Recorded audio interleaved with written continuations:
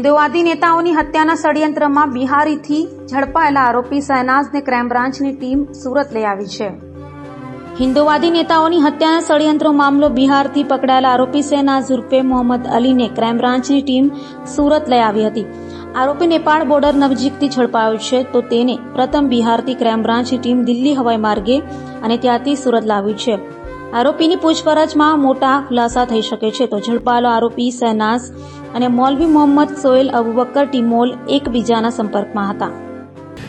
ગઈ તારીખ 4ના રોજ સુરત ક્રાઇમ બ્રાન્ચ દ્વારા કઠોરના એક મૌલવી મોહમ્મદ સોહેલ અબુબકર ટીમોલને ચોક બજાર વિસ્તારમાંથી પકડવામાં આવ્યો હતો એક બાતમી આધારે, જેની પૂછપરછ દરમિયાન અને જેના મોબાઈલના ડેટા જોતા એક નેપાળ અને એક પાકિસ્તાનના નંબર સાથે સતત સંપર્કમાં હતો સોશિયલ મીડિયા દ્વારા.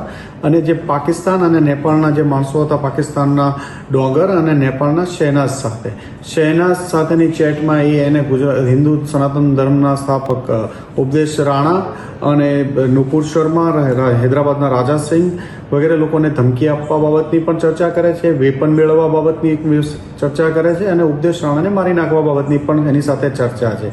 આ નેપાળનો જે નંબર હતો શહેનાઝ નામના એક માણસ વાપરતો હતો, જેની પોલીસની તપાસ દરમિયાન આ નંબર મુઝફ્ફરપુરમાં એક